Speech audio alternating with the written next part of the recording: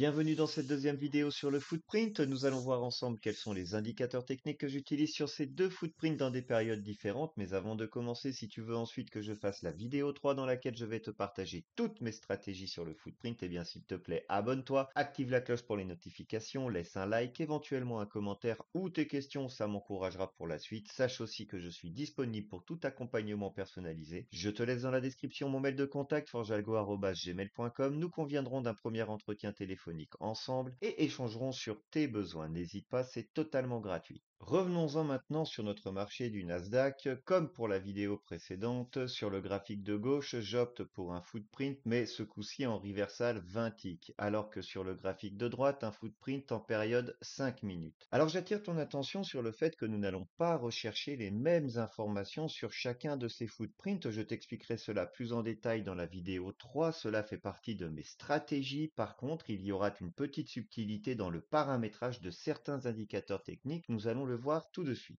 Tu retrouves 8 indicateurs techniques sur chacun de ces footprints. Ce sont exactement les mêmes indicateurs techniques pour chacun d'entre eux. À l'exception de cet indicateur dans le reversal tick, le zigzag qui sera remplacé dans le 5 minutes par un volume profile à l'intérieur de la bougie. Rappelle-toi, nous en avons parlé à la fin de la vidéo 1. Et cette fameuse subtilité, ce sont les indicateurs 4 et 5 qui, eux, mettent en avant un déséquilibre, mais avec des paramètres différents d'un footprint à l'autre. Allez, commençons tout de suite par le zigzag dans le reversal 20x. Cet indicateur technique nous permet de connaître le sens principal du mouvement. Si tu ignores qu'est-ce qu'un reversal tick, fais-le moi savoir dans les commentaires. Je te proposerai une vidéo sur ce type de période et l'intégrerai à cette formation. Voici les paramètres de mon zigzag. Je te laisse les copier. Quand ici, au subgraphe, j'ai uniquement modifié la couleur du SG1 de la première ligne, en bleu pour le mouvement haussier, en magenta pour le mouvement baissier. N'oublie pas à la fin d'avoir modifié tes paramètres, l'onglet Apply et OK. En ID3, tu retrouves le Current Price Line, c'est tout simplement une ligne qui te définit le niveau du prix à l'instant T. Voici ces paramètres. Et dans les subgraphes, j'ai opté pour une ligne en dash en épaisseur 2. Passons maintenant aux idées 4 et 5. Les déséquilibres acheteurs et déséquilibres vendeurs, ce sont les deux mêmes studies, les deux mêmes indicateurs techniques. Cet indicateur technique ainsi que ses paramètres sont très importants pour la lecture du footprint sur un reversal tick. On peut le considérer comme un déséquilibre, mais moi je vais surtout l'utiliser pour rechercher les stop-loss ou la puissance d'un mouvement. La studies, c'est celle-ci. Rentrons dans les paramètres de cette studies. Ici, en première ligne, tu optes pour le ask volume, bid volume ratio. Ensuite, à la ligne 6, tu viens inscrire 1000 et surtout en ligne 9, tu inscris bien ce paramètre-là. Par contre, si tu utilises cet indicateur sur un autre marché, dit plus lourd, avec moins de volatilité, il te faudra certainement modifier ce paramètre à la ligne 10, le passer éventuellement en 2, voire en 1. Ce paramètre, tu dois l'adapter selon la volatilité du marché, ou dans le cas contraire, sur un marché de très forte volatilité, l'augmenter à 4, voire à 5. Cet indicateur est fondamental pour mes stratégies. Quant aux autres paramètres, je te laisse voir selon ma configuration. Passons maintenant dans les subgraphes. Je te laisse prendre note de mes paramètres. C'est ici, dans le Draw Style, que tu vas pouvoir les passer en Ignore ou en Hidden. Nous utiliserons uniquement ce dernier paramètre. Je te laisse cliquer dessus, éventuellement modifier la couleur et t'assurer qu'au niveau du Draw Style, tu sois bien en Subgraph Name and Value Labels Only. Dans les Settings and Input, tu peux changer le nom de ta studies. Ici, moi, j'ai décidé de la nommer Déséquilibre acheteur ratio 1000. N'oublie pas de faire Apply. Une fois que tu as terminé toutes tes modifications des paramètres, je t'invite à enregistrer cette studies dans la base de données de Sierra Chart en venant cliquer ici sur l'onglet Set Default, puis Apply, puis OK. Ainsi, ton indicateur technique maintenant est enregistré dans la base de données de Sierra Chart selon les modifications que tu as apportées à ces paramètres. Maintenant, pour l'ID5, le déséquilibre vendeur, une petite astuce aussi pour ne pas avoir à tout recommencer, tu peux aussi, en cliquant sur cet indicateur déséquilibre acheteur R1000, faire un duplicate. Ainsi, tu te retrouves maintenant avec les deux mêmes indicateurs techniques, rentrer à l'intérieur des settings, venir modifier ici le short name, ici mettre un moins devant, changer la couleur du subgraph sur le dernier paramètre et faire apply. De cette façon, tu te retrouves avec ton ID5 en déséquilibre vendeur, tel le nom que tu lui auras donné dans le short name, avec tous les paramètres précédents. Passons maintenant à l'indicateur suivant, le ID6. C'est un volume profile, dit le volume by price ou VBP. Celui-ci est basé sur la journée, c'est-à-dire depuis l'ouverture du marché. Tu retrouves cet indicateur technique sur la gauche de mon écran. Le voici représentant la journée complète, comme je te l'ai dit précédemment, depuis l'open du marché jusqu'à cet instant. Il m'est très utile pour les différents niveaux tels que la volume value area low, volume value area high, le VPOC, ainsi que les LVN et les HVN.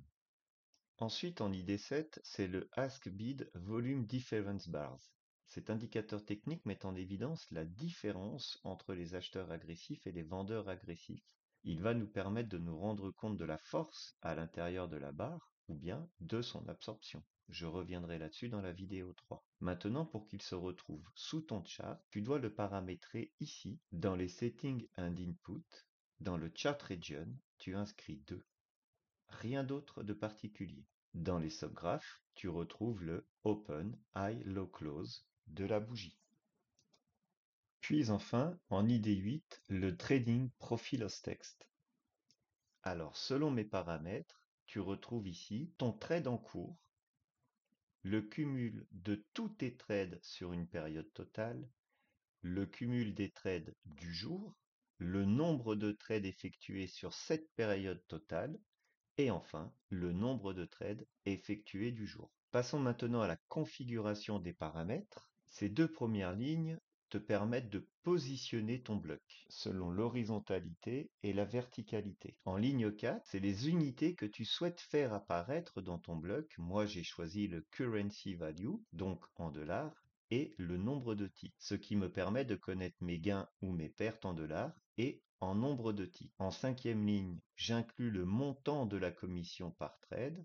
Ça, c'est à voir selon ta propre firme ou ton broker. Et ensuite, tu retrouves tous les autres paramètres, dont ceux qui te permettent d'obtenir ce que je t'ai dit précédemment. Alors, tu peux en ajouter ou en supprimer. Je te laisse faire selon ta convenance. Rien à faire de plus dans les subgraphes.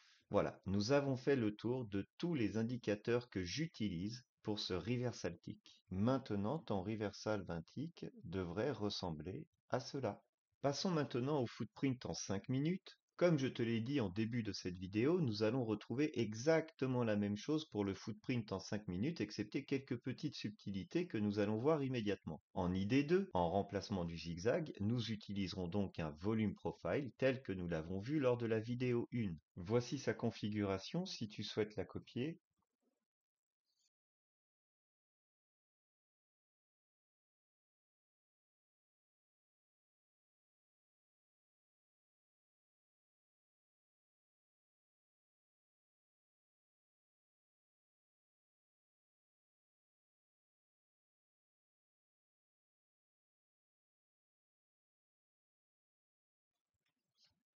Puis les subgraphes.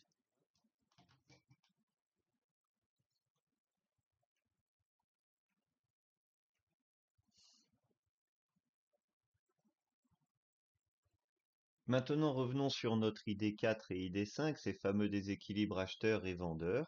Si tu l'as bien enregistré précédemment dans les set default, alors tu n'auras qu'à modifier ces quelques lignes. Commençons avec le déséquilibre acheteur. J'attire ton attention sur le short name déséquilibre acheteur, R pour ratio, D pour diagonale, avec un ratio de 5 fois. Il te faut ici opter dans la ligne 1 pour le paramètre ask volume, bid volume diagonale ratio. Ensuite ici, sur cette ligne 6, si tu veux un déséquilibre de ratio x5 tel que nous l'avons paramétré dans la vidéo 1 à l'intérieur du footprint, rappelle-toi, ce sont les fameux chiffres rouges, eh bien, il te faut inscrire ici le chiffre 500. Et en ligne 9, opter pour ce paramètre. Quant aux autres paramètres, je te laisse voir selon ma configuration. Les subgraphes, rien ne change. Tu peux, si tu le souhaites, modifier ou pas la couleur de ton déséquilibre acheteur.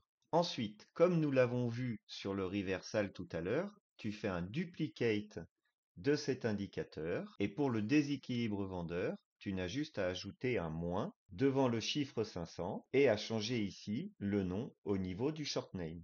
Dans les subgraphes, tu viens modifier la couleur, tu devrais être en vert, du moins la couleur telle que tu l'as dupliquée. Je te laisse mettre une couleur différente pour ton déséquilibre vendeur. Apply et OK. Maintenant, tu devrais retrouver ces lignes de déséquilibre vendeur face au chiffre rouge à l'intérieur de ta bougie en footprint, qui marque bien le déséquilibre vendeur, et ces lignes horizontales vertes face au déséquilibre acheteur, représenté ici par ces chiffres rouges à droite dans la bougie. N'oublie pas que ce footprint est équipé de deux colonnes, que nous retrouvons ici dans cette deuxième colonne à volume profile marquant le delta entre les acheteurs agressifs et les vendeurs agressifs.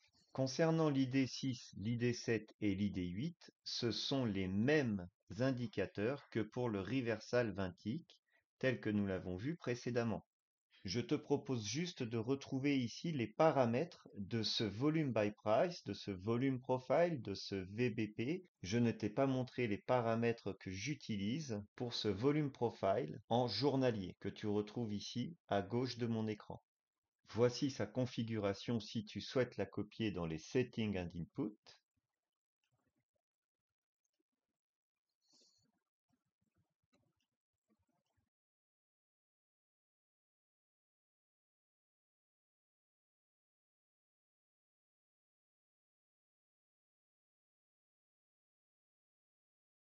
Puis dans les subgraphes.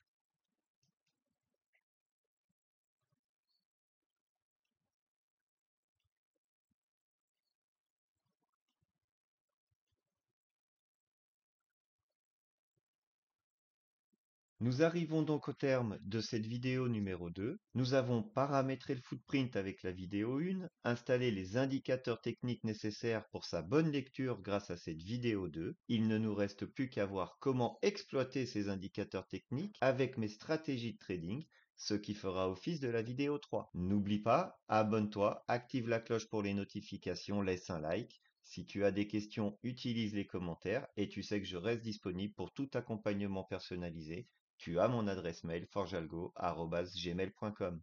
J'espère à très vite pour cette vidéo 3.